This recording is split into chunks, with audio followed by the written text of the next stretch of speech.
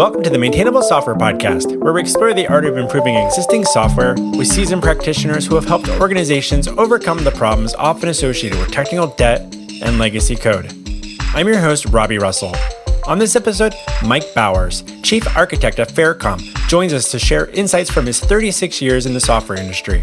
He's passionate about maintainable systems, readable code, and innovative database design. Mike joins us from Salt Lake City, Utah. Mike Bowers, we're so glad to have you join us on Maintainable. Welcome. Thank you. I'm so glad to be here. So as you reflect on your experience in the industry, what do you believe are a few common characteristics of, dare I say, well-maintained software? Well, there's reality and there's ideal, right? So in the ideal world, you'd have all the time in the world to refactor your software, to get rid of your technical debt, to do good QA on the software, to have full regression testing. And so we strive for those things, but there's always, you have to deliver. You have conflicting priorities and you have to say, enough's enough, move on. But yeah, if you could do good QA and you can have good build processes that will do continuous integration, continuous delivery, and then you have good architecture up front to design. And I say that because I'm an architect, but it's true. If you can have some architecture up front that's really thought out and well designed so that you don't have to rework, because the rework is so expensive. You minimize the rework and then you just refactor as you can enough that you can build excellent software. Out of curiosity, how often are you coming into scenarios where there's already a lot of existing architecture, or is a situation, you can talk about like if you do a lot of that planning up front, but a lot of teams don't really know where their project's going to go when, a couple of years down the road. So where's that, how do you think about the tension there? And maybe you could tell us a little bit about your background now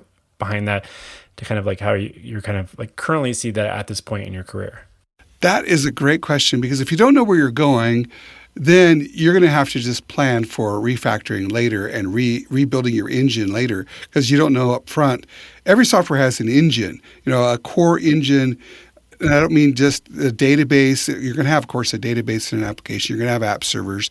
But there's a core business engine that's driving your application. And that core engine, if you don't know where you're going, you're going to have to definitely at some point say that we're going to refactor. So just plan on that, and hopefully you have the business will allow you to do that.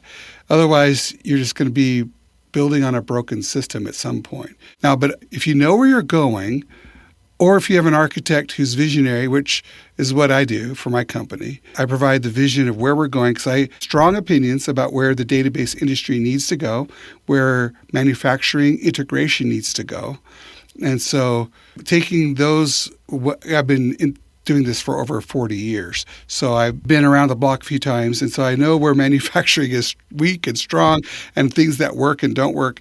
And so FairCom has designed a solution under my direction that has a vision. So with that vision in mind, we built an engine that doesn't need refactoring because it's designed to do the job up front, because we know what the job is that we're trying to accomplish. That doesn't mean there's not minor refactoring of our APIs. Even we still have some of that, but it's minor stuff because I know where to take the company. Now, if I'm wrong and we don't sell our product, then I'm screwed because that's what they hired me to do. But so far, so good. The market's loving what we're building. And it's no surprise to me because I lived in this space in manufacturing for so long that I know where the problems are and we're solving them. Interesting. So I'm curious about, you've been in the industry for a while, thinking about how things have evolved over the years as different programming languages, software technologies, frameworks that have come up and come and gone. When I say the word legacy code, is there a project that comes to mind that still somewhat haunts you, or that you look back and go like, oh, we were able to really improve that situation? Actually, at FairCom, they hired me because FairCom is written in C, which is a great thing, but it's hard to maintain, it's hard to write. But we're continuing to write it in C for high performance reasons. But our APIs were also written in C. So it's the older style API, and that requires, so our APIs for C developer are incredible. If you're a C programmer, you can do things with our product that outperform literally anything in the industry. And I say that with confidence because we've got a lot of major customers in the world. Like, for example, one of them is, I'm mind my blank, it's the backup software that backs up everything in the world. This backup software company is using our core engine to run their backup software. They back up every database in the world. They're number one in the industry on backup. It'll come to me in a second what the name of that is. I haven't forgot that name in a long time. I don't know what's wrong with me this morning, but anyway.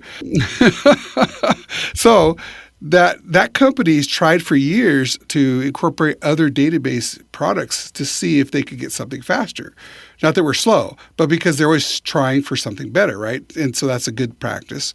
So they've tried everything under the sun to try to increase the performance. Every major database, every NoSQL database, and they can't increase the performance from our C APIs because of the way it's designed and built is so fast. But from a usability perspective, maintaining that C code and that C API is a ton of C function calls. They're fast, but there's a ton of work you have to do as a developer. And no one today wants to write that kind of code anymore. So when FairCom hired me, that's kind of legacy. That's a legacy problem, right? So FairCom hired me is because we wanted to sell to the modern developer, and they want to work at a much higher level, a much more efficient level, from a programming perspective, more efficient. So I designed a new API, our JSON APIs, all around JSON, so that developers could so easily use our product with the least amount of effort possible. And I believe we've succeeded. Our APIs are so simple. They're simpler than REST. They're simpler. It's just passing JSON you just post JSON to an endpoint, and everything's contained in the JSON, and it's really easy to read, really easy to use. It's incredibly easy, way easier than any other API I've ever used. And I designed this on purpose because I've used so many to make this the easiest possible scenario. It's easier than MongoDB, Couchbase, you name the JSON kind of database. It's easier than that. And that was our goal, and we've succeeded, and our customers are really excited. We have major customers using this new API, like Verizon. So every phone call you make on Verizon comes in, hits our product because of our high speed and because of our JSON simplicity.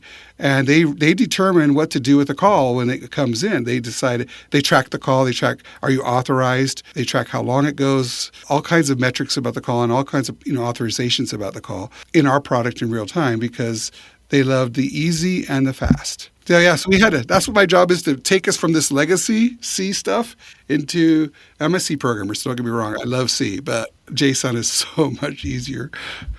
No, and out of curiosity, and we can try not to get too in the weeds on the particular product there, but I think something I'm curious about as someone that works with all the different types of APIs over the years, and RESTful and JSON and GraphQL and things like that, I'm curious how you made the statement that it's easier to use than, say, MongoDB. So can you elaborate a little bit on how does it differ, and is it posting, pushing, getting JSON requests, or are these predefined APIs? Or prove that to me, I suppose. Since you said it, I'm sell me on this. Yeah, prove my point, right. So first off, like Mongo is BSON, it's not JSON. It's more than a subtle difference because BSON's binary. So humans can't read it. So when you go to troubleshoot it, you really can't tell what's really happening over the wire. Now, it's pretty simple stuff, and their drivers do the translation for you. But in Mongo, you have to use a driver. Well, the driver, it isolates the programmer from the database. You really are just interacting with your driver.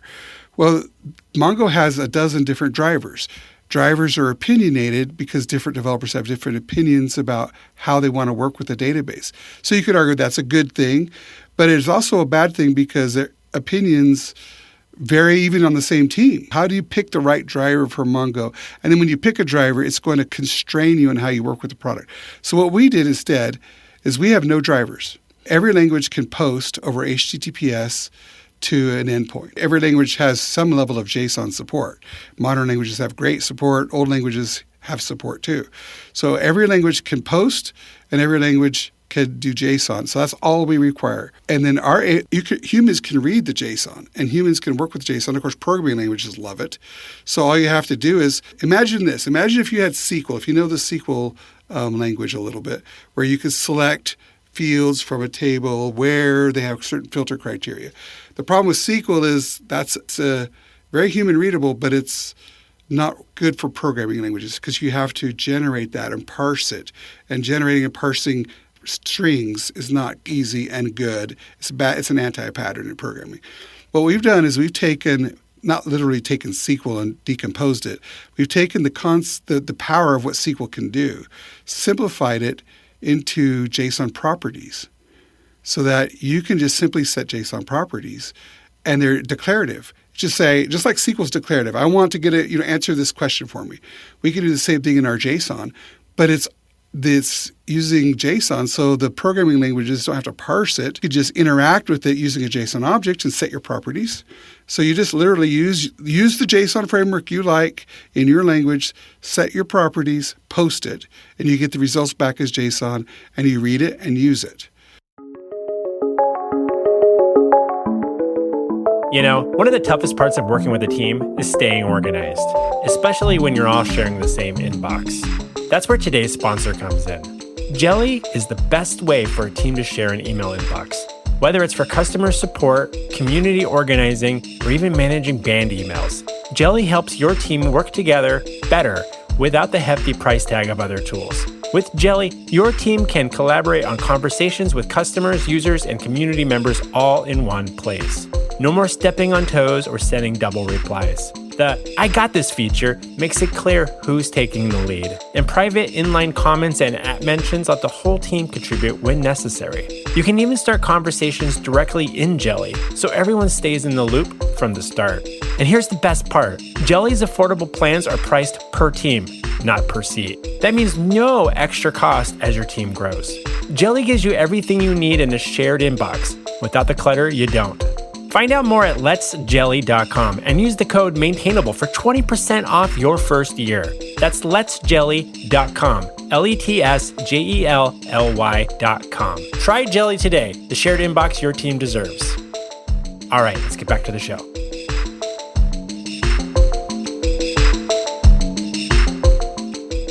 I was poking around your website a little bit, and you're sending JSON to your API endpoint, and you can say, hey, I want to run an SQL statement, and it's going to return back, I'm assuming, JSON response for that. But you can also send a JSON request or some sort of query, and then it'll come back and pull things back in that model as well. I'm curious, without behind the scenes there, how does someone in this sort of capacity, I can wrap my head around how to fetch and maybe send data to the API. How do you define your schema in this sort of approach? Oh, yeah. In Couchbase and Mongo, for example, you don't have to define a schema at all, right? You just throw JSON documents in there. The challenge with no schema at all is how do you know if your queries are returning answers to your questions? If you name your properties different, which everybody does over time, some documents have properties named one way and some another way, your queries are going to miss things. It's not going to find stuff. And that's a real problem. So over the years, Mongo had to add a JSON schema to the inputs so that customers optionally can go and validate documents that are going in to make them have a schema. Well, JSON schema is a pretty good language, but it's more complicated than it needs to be, and it's not actually good enough for a database. So it's actually two negatives in JSON schema. It's a complicated validation language, but it's not good at ensuring the things that a database needs to ensure, like the data type is right and the properties are indexed properly. So the core things you need to do in a database are to have a real simple structure that says, I want these fields, I want these types, and I want these indexes on these fields. And that's really all you need, which is a lot simpler than JSON schema. So what I did in our API is all you have to do is create a table. A table is a place where you can store anything. You can store raw JSON there if you want to. You can index the raw JSON. You can be just like Mongo if you want to be. But you could do more, and it's simpler. You could just say, I want these top-level properties, these fields to match the top-level properties of my JSON. And I can have strongly typed fields that are more strongly typed than SQL. More strongly typed than JSON gives me. Like JSON only gives me string, Boolean, number, arrays and objects, and null. So JSON doesn't give me a date time or dates or times. It doesn't give me binary values. So what we've done is we can map any JSON property to a strongly typed field automatically. So what you do when you create your data, so the short way to answer the question is you define a table just like you would define a table in SQL, but you can use SQL to do it, but you can also use the JSON API to do it, which is so easy. You just say, here's a field, here's its type. There's a few constraints you can put on, like the length of strings, just like SQL would. But it's simpler than JSON schema. And now the data, you can make sure it's nullable or required. You can make sure it's optional or required. And that's what SQL and that's what a database needs. So that's all you have to do. And now you have a strong schema for your top level JSON properties. One of the field types can be a JSON field, which can be anything in that field. And now you have flexibility. So you have this automatic, I think it's the right blend of simplicity and structure at the same time. You have the top level properties can be structured or unstructured depending on what you want, but you can structure your top level properties. Then you can have in your top level properties JSON documents, which can be arrays of objects or just objects, and then you can put whatever you want in there, and we can index within those, so you still can query them. So we give you a real basic structure with tons of flexibility and great indexability so you can get the job done. Yeah, thanks for digging into that a little bit for me. Curious if dive a little deeper into your history in the industry, if possible. I'm going to kind of re-ask the question I previously asked, but maybe more specifically. I'm curious about how over the course of your career, your take on how to approach legacy software was. Maybe things are a bit different in the last 20 years than the last 20 to 40 years ago. I've been part of the industry for a little over 25 years now myself. But how do you think about when you would come to a project? Did you have a lot of experiences coming to existing software projects, or did you tend to be a part of projects that had been kind of like you were there day one and got to be part of that original planning phase and coming up with the ideas? Or did you have a lot of experience going through and like getting acclimated to software that had been around for maybe a number of years and needed to remold them and maybe modernize them and give new life to them or help with thinking about refactoring? I never really asked myself that question before. I know there's been very few, maybe none, of taking an existing project and maintaining it. I don't think I've ever had to maintain. No, I take that back. There's been one time in my career where I had to maintain existing software. And that was so blow my brains out boring. I moved real quickly off that team because I'm an innovator, I'm a creator, I'm an inventor. So that drives me crazy. I'm not being critical of people who have to maintain software. In fact, I give them major kudos because that is hard grunt work just to tweak and maintain somebody else's code. So I've been lucky to be able to write and invent new stuff most of my career, or all my career. I have had to rewrite existing stuff in the sense that we threw it away and started over from scratch. But that's So you're one of those people. Yeah, I am. Well, that's interesting because you're welcome to the Maintainable podcast, where we talk about maintaining legacy software and a lot of the day-to-day work. Because a lot of us join companies and the software has already been built. And so like most companies that employ people for software, there's not a whole lot of people that get to be there day one, So it's like a small sub-team. And maybe that you're one of those people. But for a lot of people, it's like, all right, well, I got this job and I'm developer number 60 and on a team. And how do I wrap my head around how this thing currently works? How do I think about what patterns are working well for us? And when do I start raising my hand to start being like, hey, can I ask some questions about why we're kind of working in this kind of pattern or style? And is this making sense anymore? Or is everybody kind of just being like, we'll deal with that one day, maybe, and just keep shipping things because that's what the business needs right now? And so it's a tricky thing to kind of navigate. So I'm trying to capture a lot of interesting conversations about that day-to-day reality for a lot of people. Now that you talk about it that way, and my current job is that job because FairCom has been in business for 46 years. We had our birthday last month. So 46 years of legacy C code. All right. And older than me by a year. I just turned 45 last week. All right. Congratulations. Oh, your birthday was last week. My birthday was last week too. Wow. We're birth week buddies. There we go. All right.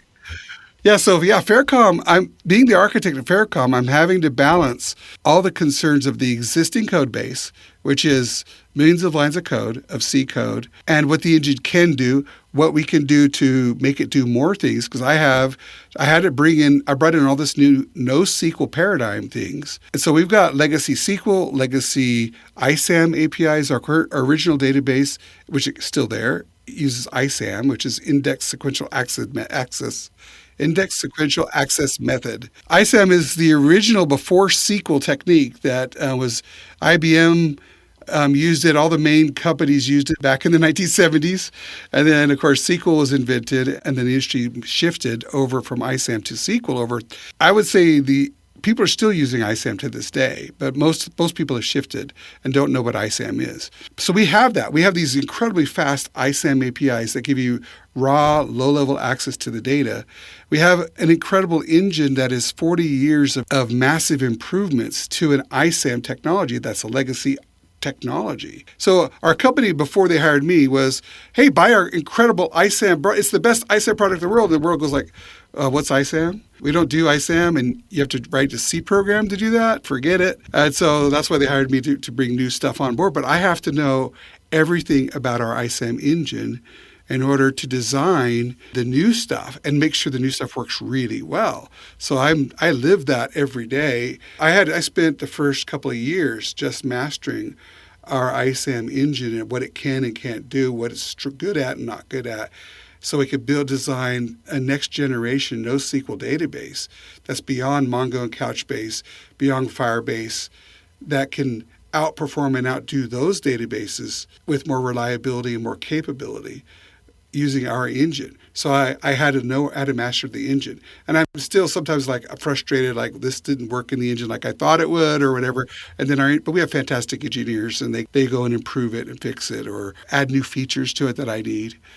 Yeah, actually, I'm living kind of this legacy right now more than ever else in my entire career.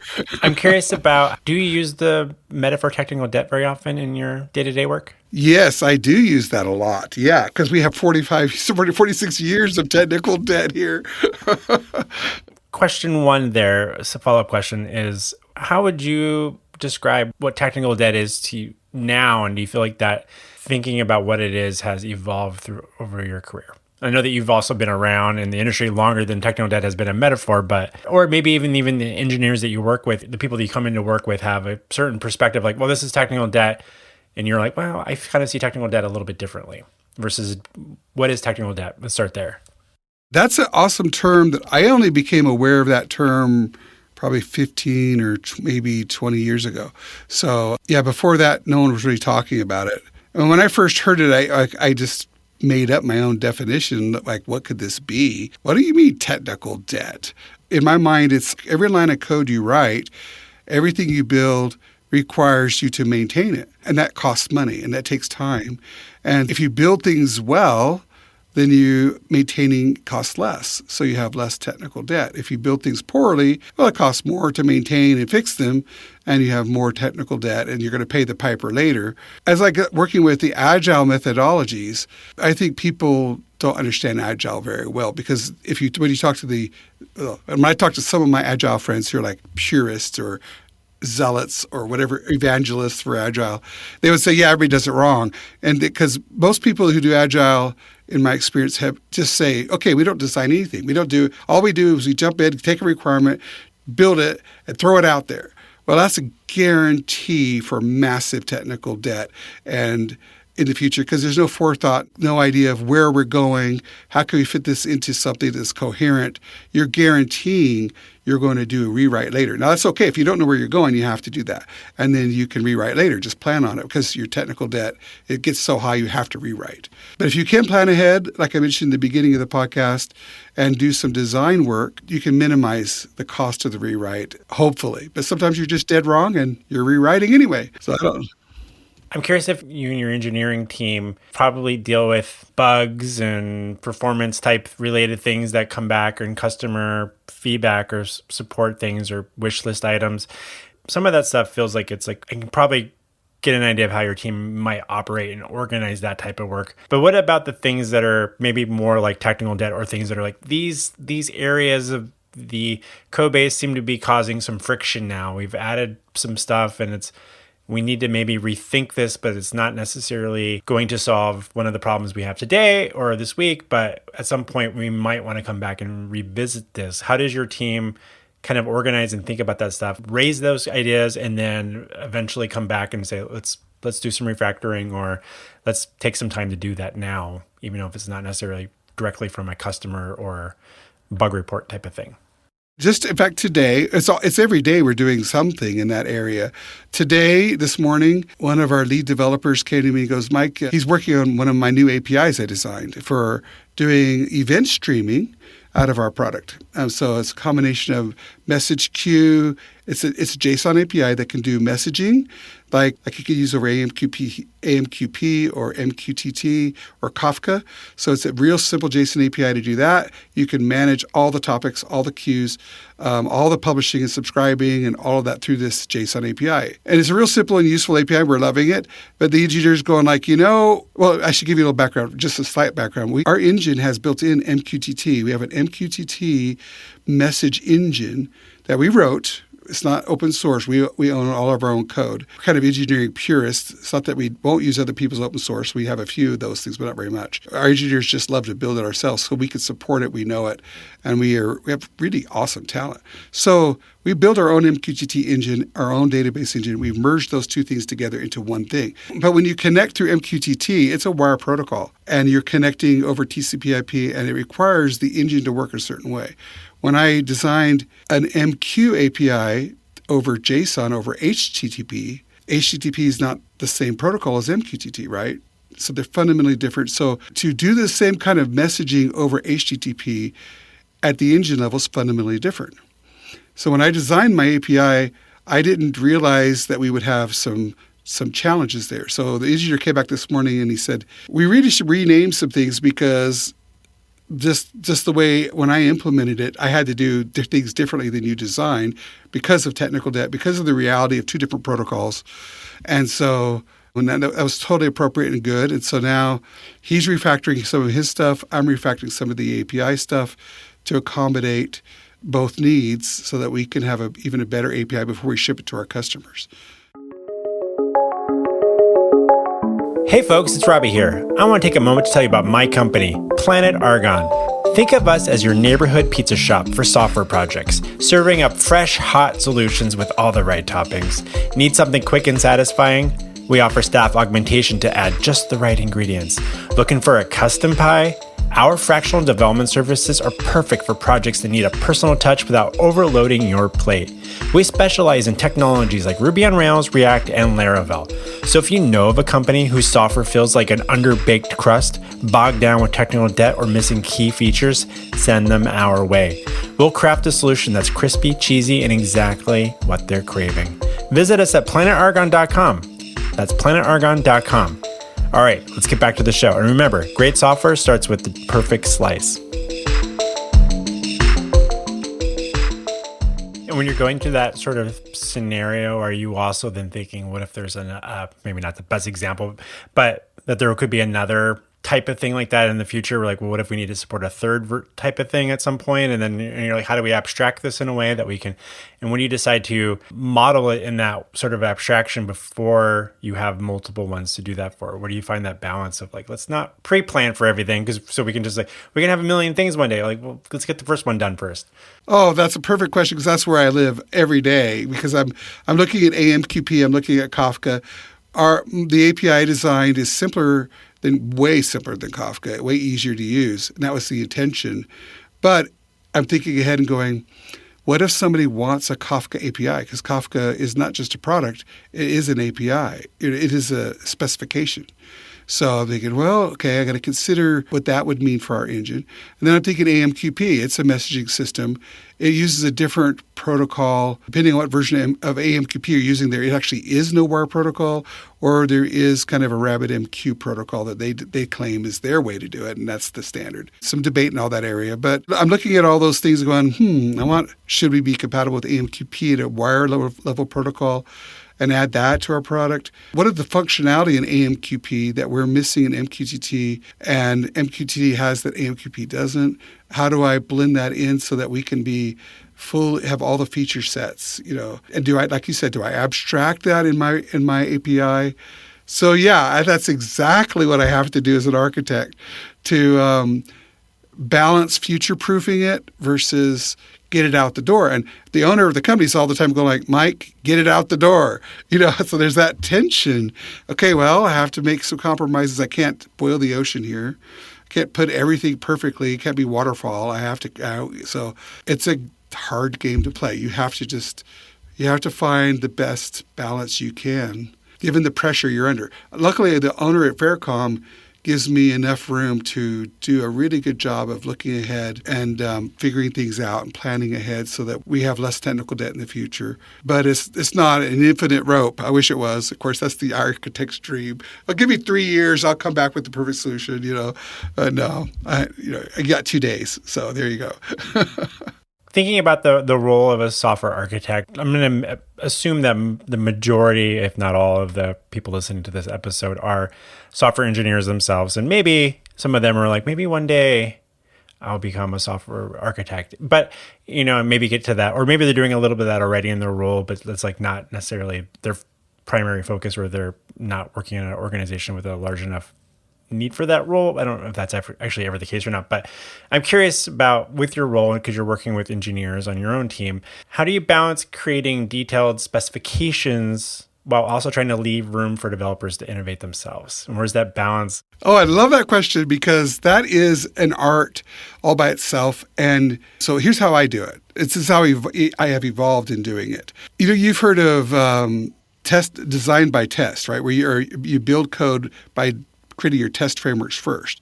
Well, test-driven development. So what I'm doing is not that. I'm doing documentation-driven development, which is less common, and maybe it's a thing out there, I don't know, but because I didn't read a book or something, I just did it because I had to do it. So I know that our documentation team finally has to document our APIs, and our engineers need to know how to build the APIs. So I realized if I can write the API and document it thoroughly so that a customer could use it, then I've defined it well enough for an engineer to build it. And I designed a pattern for building that documentation that's very thorough. And I write concepts into it. I write the whole API definitions into it, everything.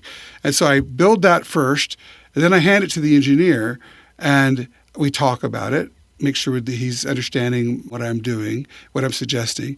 And then I let him implement it. And that gives him plenty of room to go and figure out how to implement the API, rather than me going in and, because I'm a developer, I could go in and say, now build these classes, here's how you're going to do it, and design the whole low-level structure for them, and then here's how you're going to implement. Instead, since we're doing JSON APIs, here's how I want the result to be, and you go and implement it. And then our developers are really smart and talented, and they just take it and run with it. When they have questions, of course, questions about the API, they're always calling me. But then if they have even questions, they're like, how should I implement this?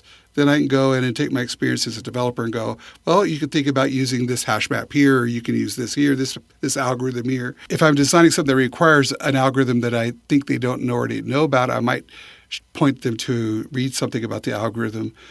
But I'm really lucky here at FairCom that we have some very senior engineers that I don't have to specify all the way down to the class level and every property in the class. And that gives them the creativity and flexibility that makes them very happy. And, you talk about thinking about the kind of like documenting and like what the API should look like. And the documentation sounds like what the documentation for, your customers look like. You're thinking about the developer experience for other people and like what they're going to be interfacing with. And then, so it's kind of like developer experience role as well there. And then you're kind of like letting your engineers kind of like, okay, I'll make this happen behind the scenes. And if it's producing the right result and it's efficient and we can continue building off this, and then they're doing their job because they're the ones that have to be stuck maintaining it, right? So do you have any advice for developers that are listening who might aspire to become developers? Like what sort of things should they be thinking about, or areas that they could maybe spend some more time learning more about, or doing some more extra learning to maybe one day move down that path? Yeah, if they want to become an architect, well, first I want to say, there's good companies have a great path for developers to stay developers, to become a principal engineer, senior principal engineer, and that is awesome. That is an awesome path. There are times, to be honest, but I love development. And, development is like an addiction. It can be, for me, it's a creative process that it just consumes me. So that is absolutely a great path to stay on. So why would you leave that path? And why did I leave the path? Well, so there's some natural things. If you're good at a few of the things I'm going to mention, then you become a natural fit for being an architect. So you should be aware that becoming an architect, you're not going to develop like you used to, because architects don't have as much development time, right? First thing you have to do as an architect, you're going to be writing a lot. I was telling somebody the other day, I'm a musician too, and so I just did a concert. And the other day, I led a choir and a small orchestra, and we did a Christmas concert, an interfaith Christmas choir concert. It was really fun. One of the guys was asking me, "Okay, are you a professional musician?" And I go, "No, I'm a computer guy." They go, "Oh, you write code all day?" And I go, "Well, actually, I'm an architect. I don't write code anymore." And it's like, "What do you do?" "Well, I write English." What the heck? I'm a professional writer now. I mean, that's what architects have to write. And so you're communicating. You have to become an excellent communicator to be an architect. So the first thing to become an architect is you have to like communication. If you hate talking to people, I've got one engineer who says, "Yeah, I don't talk to humans." Humans are something I don't deal with. I deal with machines. I'm a machine. That's cool. I totally get that. If you're one of those guys, you're not going to be an architect, because architects have to talk to, like you mentioned, customer experience. I talk to customers. I have to understand their problems, and we have to solve their problems, and I have to write up the solutions. And so it's a lot of writing, it's a lot of communications, it's a lot of one foot is in the business side of your company where you're talking to the product team, right? You're doing product work, you're doing product research, your customer experience. So you have to like that stuff to want to be an architect. So if that excites you, then and make sure you're really good at communicating and understanding product requirements, truly understanding them, and then be able to communicate, because you're bridging the business world with the technical world as an architect. We'll be back with our interview with Mike in just a moment. Hey, it's me, Robbie. I want to take a quick moment to say thank you for making time to listen to the Maintainable podcast. If you're finding these discussions valuable, please consider sharing a link amongst your peers or writing a review on Apple Podcasts or Spotify or wherever you get your podcast. Then you can post a comment or review to help us spread the word. Also, is there someone you think I should have on Maintainable to interview? Shoot me an email to robbie@maintainable.fm. And now let's get back to our interview with Mike Bowers. That's some good advice for people to think through and kind of think about those different pathways. It's similar with, people think like, oh, you get becoming an engineer, and then at some point, maybe you move into management. And I'm like, it's a completely different career. You're just managing other people that are developers. Would you want to be a manager of people at a McDonald's? Like, maybe that's a bad example, but just because you know how to do the thing they do doesn't mean you're going to be good at leading those people to be good in their career and get the stuff done and hold them accountable. And there's a lot of things that are involved in that, and hiring and firing people is complicated. Anyhow, I'm curious about, given your tenure in the industry, I'm going to ask you specifically, what was one of the most profound, and was it a book or was it something else, but when was one of those things early on in your career, got you super excited about software programming that might have been a book or something that, do you remember what that moment was? And if there was something like, I can make it do this? So when I was 14 years old, this is back when computers were so primitive. This is back in 1970s, late 70s. So it's 1976 or 77 or 78, somewhere in that range. I remember begging my dad to get me, it was a TI-49A computer. It was like the early Apple computer, but it was cheaper, And so I begged my dad to get me that, or it's like a Commodore 64. So those were the three cheap computers you could get for hobbyists back then. So he did. He bought me a TI-94A and plug it into your TV, you plug it into a cassette tape recorder, and it records, and you have to record your program onto a cassette disc, and then you pray that the thing will play it back. It's like recording modem onto your tape. It was just horrible. So the reason why you mentioned a book, well, it came with a book, a programming book, a tiny 4-inch by 3-inch or 5-inch by 3-inch book, just a tiny booklet. But it had the basic programming language in it, because back then it's kind of like a standard thing. You would ship an operating system with BASIC. And so I didn't know anything about programming. All I knew is I just wanted to do this computer thing. And so I started reading this book on my own, and I figured out how to program, and I started writing programs, and I fell in love with programming. It it became one of my passions. At the same time, I was practicing piano, and I wanted to become a pianist, a concert pianist. And so I became kind of a dual track person. I got half of me as a music person, the other half of me as a programming person.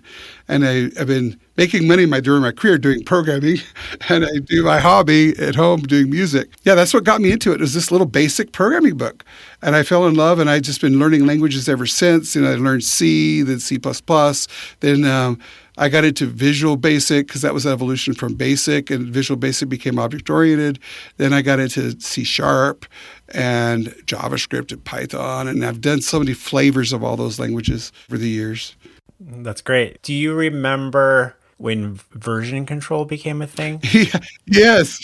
I used Microsoft's early version control system, VCC, I think it was called, or something. VCS? Yeah, VCS. Yeah, it's been so long I forgot what they called it because but I used that. I consulted. So I worked my way through college programming and doing consulting, working for a consulting company. And so, I wrote software and we had to put it in version control systems. I thought, what is this? This is cool. This is awesome. I'm not going to lose code, and I can go back in time and find old parts of my code and then do comparisons and all that. So after that, I always use that, some version system. A couple of quick last questions for you, Mike. Is there a non-software, non-technical book that you find yourself recommending to people that you work with or peers? The latest one is a good one if you want to become an architect, and it has nothing to do with architecture, but it has to do with what you do in architecture, and that is, it's called The Influential Product Manager. And here's, why would I talk about product management as an architect? Well, the architect, first off, the influential part is really important because this book is about how to become influential. So architects have to be incredibly influential because your entire position is convincing people, convincing management that you have the technical solution, convincing the engineers you have the technical solution, and you better dang well be right because they're spending lots of money. I think FairCom's, I know FairCom's invested tens of millions of dollars on my designs. That's a lot of money to put out there. So you better be influential, and then of course to be influential, you better be right after it has to work. But so influential product manager teaches you how to be influential. The product manager part teaches you how to think, like you were describing earlier, about how to think, what is the customer experience? And in my case, my customers are developers. And my whole career, I've loved to build APIs for developers. That's been just part of who I am and what I like to do. So I've built so many APIs in so many different layers of the stack for developers. I built all kinds of frameworks. So that's another thing an architect needs to do is you need to think that way. You think in frameworks, think in APIs, think in interfaces, think of the developer experience. So that this product management book helps you think about the experience of your customer. And of course, the architect's customer is the developer. And the business, we have two customers. We have to make the business happy, and we have our own internal. So I do recommend the Influential Product Manager because it teaches you about influencing and think customer centricity. Product managers have to think that way. And if you want to become an architect, it's good to know how the product manager world works because you're interfacing a lot with product managers.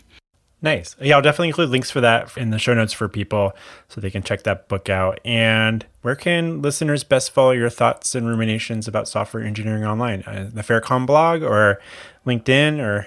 Yeah, I do a lot of YouTube videos. So look at the FairCom YouTube website. You'll see a lot of my videos there. We have blogs, of course I have blogs. And just follow go faircom.com and you can find all my stuff. I'm in lots of podcasts as well, so you could just Google Mike Bowers and FairCom, and you'll find tons of stuff. There's a lot of Mike Bowers out there, so if you just Google Mike Bowers, you'll find a lot of people. But if you put FairCom on there, or you put database on there, it'll be me. I'll be at the top of your list. There will be links in the show notes for everybody. Well, with that, it's been such a delight having you join us on Maintainable. Mike, thank you so much for stopping by to talk shop with us today. Oh, thank you so much, Robbie. It's been a pleasure.